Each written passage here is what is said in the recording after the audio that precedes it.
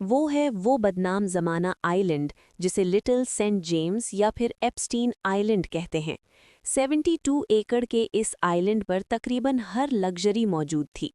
यहाँ luxury resort से लेकर प्राइवेट टॉक्स और लाइब्रेरी से लेकर सिनेमा सब कुछ मौजूद था। दुनिया की बड़ी शख्सियात का इस आइलैंड पर आना जाना लगा रहता था। पर सच ये है कि यहाँ पार्टीज और वेकेशन की आड़ में कम उम्र बच्चों का गैर मुनासिब इस्तेमाल होता था। रिपोर्ट्स में कि इसी आइलैंड पर कुछ अंडरग्राउंड टनल्स भी बने थे। कहा जाता है कि यहाँ इन टनल्स को एक खास मकसद के तहत बनाया गया था।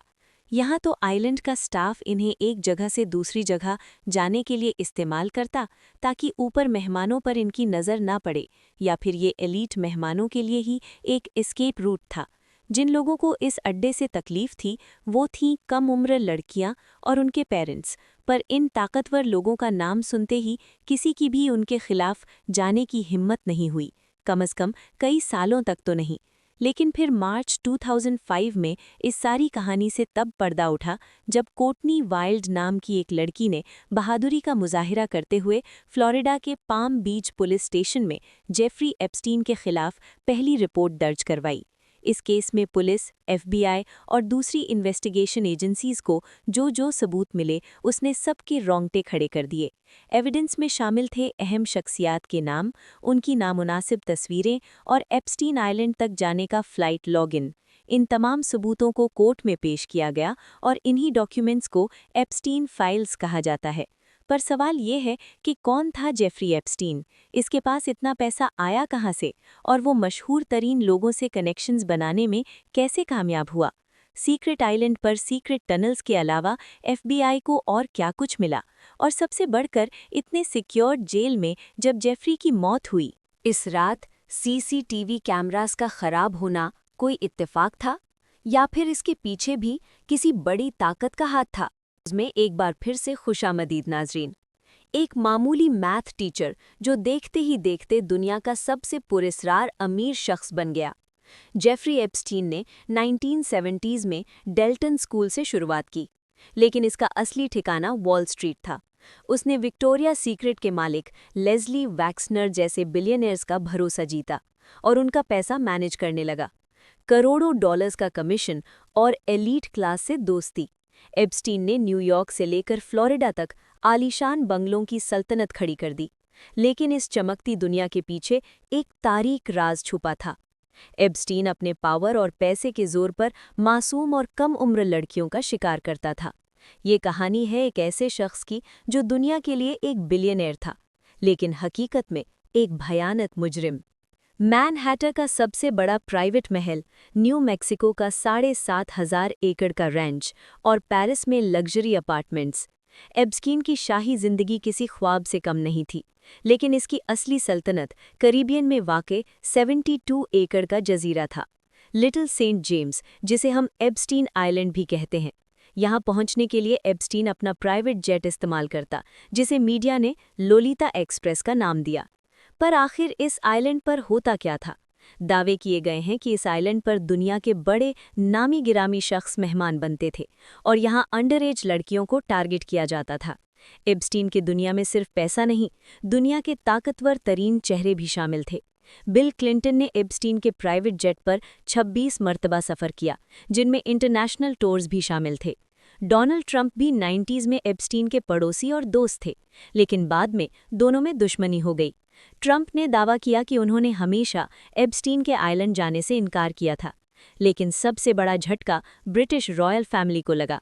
प्रिंस एंड्रयू पर इल्ज़ाम था कि उन्होंने 17 साल की वर्जीनिया जॉफ्री को एप्स्टीन के कहने पर अब्यूज़ किया। वर्जीनिया की प्रिंस एंड्रयू के साथ वो मशहूर तस्वीर दुनिया भर में वायरल भी हुई। इसका अंजाम ये हुआ कि प्रिंस एंड्रयू को अपनी रॉयल ड्यूटीज़ छोड़नी पड़ गई, $16 मिलियन का सेटलमेंट करना पड़ा और अक्टूबर 2025 में उनसे प्रिंस का लक़ब भी छीन लिया गया। बिल गेट्स से लेकर हॉलीवुड स्टार्स तक हर कोई एप्स्टीन के सोशल सर्कल में था। FBI को एप्स्टीन के घर से ढेरों CDs और फोटोज़ मिली, जिससे ये भयानक शक पैदा हुआ कि वो इन बड़े लोगों को ब्लैकमेल करता था। हालांकि कानून को अब तक कोई क्लाइंट लिस्ट नहीं मिली, लेकिन एप्स्टीन के ये ताल्लुकात आज भी दुनिया के लिए एक उलझी हुई पहेली है। एप्स्टीन के गुनाहों का भांडा सबसे पहले 2005 में फूटा, जब फ्लोरिडा की कॉटनी वाइल्ड नामी लड़की ने हिम्मत दिखाई और पाम बीच पुलिस को एप्स्टीन के खिलाफ बयान दिए। पुलिस इन्वेस्टिगेशन ने दुनिया को हिलाकर रख दिया। पता चला कि एप्स्टीन एक दो नहीं बल्कि दर्जनों अंडरएज लड़कियों का शिकार कर रहा था। और यहीं से शुरू होता है दुनिया की जुडिशियल तारीख का सबसे बड़ा मजाक। 2008 में जब एप्स्टीन को उम्र भर के लिए जेल जाना चाहिए था, तब एक सीक्रेट डील तैयार की गई। यूएस अटॉर्नी अलेक्जेंडर एकोस्टा और एप्स्टीन के महंगे वकीलों ने मिलकर विक्टिम्स को अंधेरे में रखा और एक ऐसा समझौता किया जिसने एप्स्टीन को बचा लिया। नतीजा, एप्स्टीन को सिर्फ 18 महीने की सजा हुई। और हैरत की बात ये कि उसे जेल में भी वीआईपी ट्रीटमेंट मिला। वो दिन भर अपने ऑफिस में काम करता और रात को सिर्फ सोने जेल जाता था। सिर्फ 13 महीनों के बाद वो पूरी तरह आज़ाद हो गया। इस डील ने न सिर्फ एप्स्टीन को बल्कि उसके ताकतवर साथियों को भी बचा लिया, जिनका नाम अब भी एप्स्टीन फाइल्स में दबा है।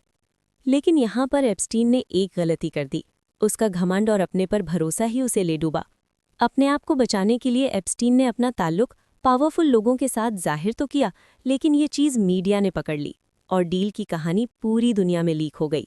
इसने समझा था कि पैसों की ताकत से विक्टिम्स को यानी इन लड़कियों को खरीद लेगा, पर ये इसकी सबसे बड़ी गलतफहमी थी। कॉटनी वाइल्ड के स्टैंड लेने के बाद और भी काफ़ी लड़कियों को हिम्मत हुई और उन सब ने एप्स्टीन के खिलाफ एक स्टैंड लिया। उन्होंने 2008 की इस डील को कोर्ट में चैलेंज करना शुरू कर दिया।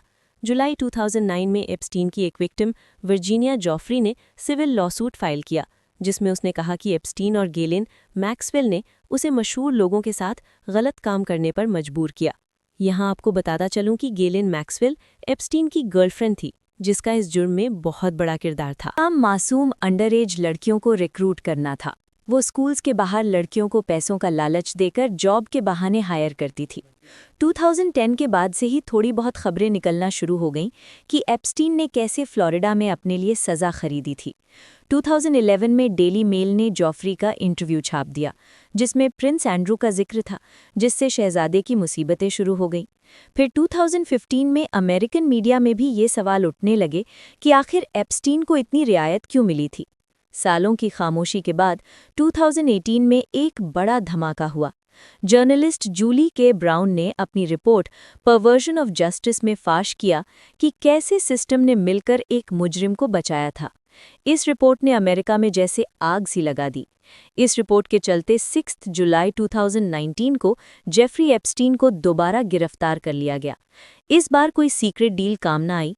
अदालत ने उसे बेल देने से इनकार कर दिया और इस पॉइंट पर दुनिया के ताकतवर लोग डर रहे थे कि एप्स्टीन अब एक करके सबके नाम उगलेगा। लेकिन ट्रायल शुरू होने से पहले ही दुनिया को हिला देने वाली खबर आई। 10 अगस्त 2019 की सुबह न्यूयॉर्क की सबसे महफूज जेल में एप्स्टीन की लाश मिली।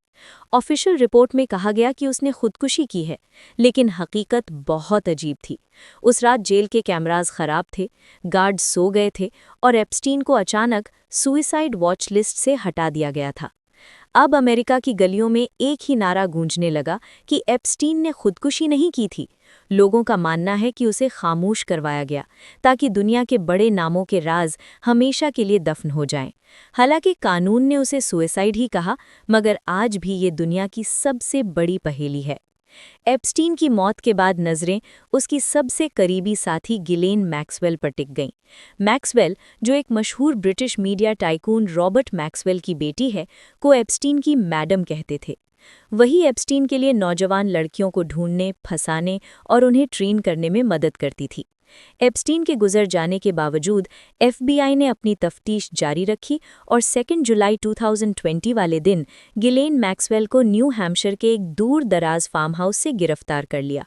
जेफरी एप्स्टीन तो मौत की शक्ल में सज़ा से बच निकला, लेकिन उसकी सबसे बड़ी साथी गिलेन मैक्सवेल कानून के शिकंजे से ना बच सकी। नवंबर 2021 में न्यूयॉर्क की अदालत में विक्टिम्स के दिल दहला देने वाले बयानों ने दुनिया को रुला दिया। पता चला कि मैक्सवेल सिर्फ एक साथी नहीं, बल्कि इस पूरे ट्रैफिकिंग नेटवर्क की मास्टरमाइंड थी, जो मासूम बच्चों को एप्स्टीन के लिए तलाश करती थी। जून 2022 में अदालत ने मैक्सवेल को 20 साल कैद की सज़ा सुनाई। जज ने साफ साफ कहा, ये बच्चों पर जुल्म की सज़ा है। मैक्सवेल आज फ्लोरिडा की एक जेल में अपनी सज़ा काट रही है। एप्स्टीन के मरने के बाद उसकी दौलत से विक्टिम्स के लिए एक फंड बनाया गया, जिससे अब तक 150 से ज़्यादा सर्वाइवर्स को $121 मिलियन तकसीम किए जा चुके हैं। एप्स्टीन तो मर गया, लेकिन उसकी फाइल्स ने 2025 में दुनिया की सियासत में आग लगा दी। जनवरी 2024 में एप्स्टीन फाइल्स को पब्लिक करने का सिलसिला जनवरी 2025 में डोनाल्ड ट्रंप के दोबारा प्रेसिडेंट बनते ही एक नया मोड़ इख्तियार कर गया। ट्रंप ने कैंपेन में वादा किया था कि वो एप्स्टीन की फाइल्स रिलीज कर देंगे। नतीजा ये निकला कि फरवरी 2025 में अटॉर्नी जनरल पाम बॉन्डी ने दावा किया कि क्लाइंट लिस्ट उनकी डेस्क पर रखी है। लेकिन जब पहला फेज रिलीज हुआ तो आवाम ने इसे मजाक करार दिया, क्योंकि इसमें कुछ नया नहीं था। लेकिन असली धमाका नवंबर 2025 में हुआ।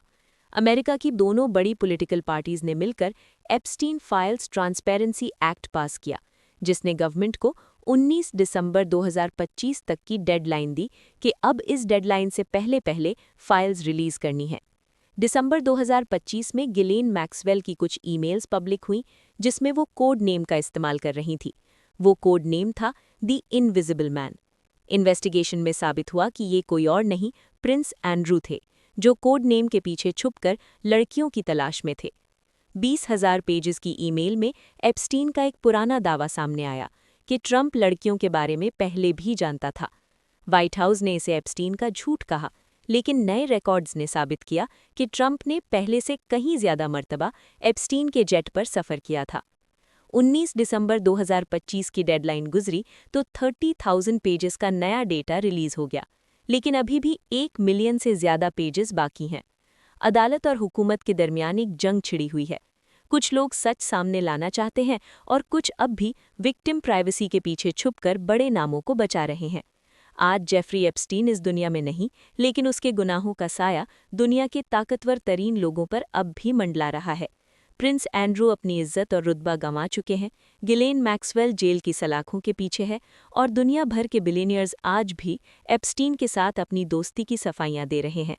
2005 में एक बच्ची की खामोश आवाज़ से शुरू होने वाला ये सफ़र आज दुनिया का सबसे बड़ा करप्शन स्कैंडल बन चुका है। एप्स्टीन आइलैंड पर जो सबसे ज़्यादा मशहूर और कंट्रोवर्शियल स्ट्रक्चर मिला, वो था एक ब्लू और वाइट रंग का टेम्पल। इस टेम्पल के अंदर से कोई इलीगल चीज़ तो नहीं मिली, लेकिन ऐसे आइलैंड पर टेम्पल नुमा स्ट्रक्चर का होना काफ़ी सारे सवालात खड़े करता है।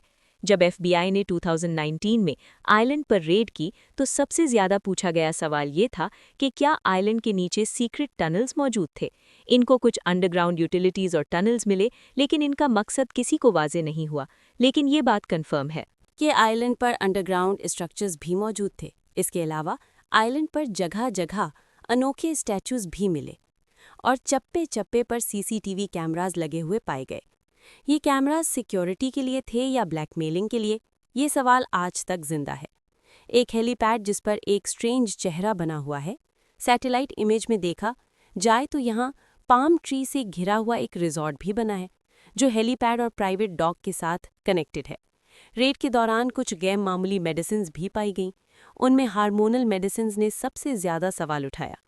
ये कंफर्म नहीं है कि इनका मकसद क्या था, लेकिन एक नॉर्मली प्राइवेट आइलैंड पर हार्मोनल मेडिसिन्स का होना काफ़ी सवालात खड़े करता है। एप्स्टीन अगर जिंदा होता तो इन सारे सीक्रेट से पर्दा उठ चुका होता। यही वजह थी कि शायद उसे सुसाइड करने पर मजबूर किया गया, और शायद इसी वजह से सबकी नज़रें एप्स्टीन फाइल्स पर जमी हैं। एप्स्टीन फाइल्स अभी मज़ीद खुलेंगी, नए नाम बेनकाब होंगे और शायद कुछ नए चेहरे जेल की राह देखेंगे। जेफरी एप्स्टीन की कहानी हमें बताती है कि पैसा और पावर जुर्म को छुपा तो सकता है, लेकिन मिटा नहीं सकता। कुदरत की लाठी बेआवाज़ ज़रूर है, लेकिन जब पड़ती है तो बड़े बड़े तकब्बुर के मीनार मिट्टी में मिल जाते हैं। उम्मीद है ज़ीम TV की ये वीडियो भी आप लोग भरपूर लाइक और शेयर करेंगे। आप लोगों के प्यार भरे कमेंट्स का बेहद शुक्रिया। मिलते हैं अगली शानदार वीडियो में।